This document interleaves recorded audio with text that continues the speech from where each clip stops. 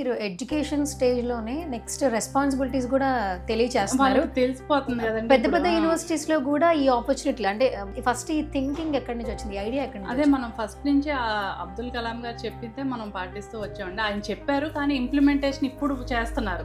కానీ మేము అప్పటి నుంచే మా చైర్మన్ మేము అందరం కలిపి కరెక్టే కదా, మనకి ఫస్ట్ నుంచి ప్రాక్టికల్ నాలెడ్జ్ ఉంటేనే కదా స్టూడెంట్ ఎక్కడైనా ఫ్లరిష్ అవ్వగలడు, షైన్ అవ్వగలడు అని చెప్పి మనం Day 1 నుంచి 2004 నుంచి కూడా we started this సిస్టమ్ ఉంది. మన దగ్గర చదివే ప్రతి student by the time he goes out he'll have hands on experience with 4 internship certificates, 2 years of work experience and 4 projects in his hand.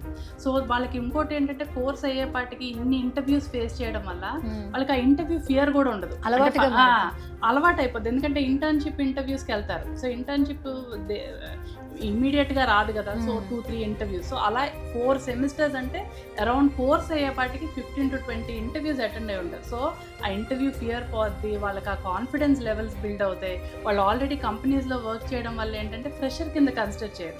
Normal degree student and ఆ student goes, మన స్టూడెంట్కి preference ఉంటుంది because they are already trained.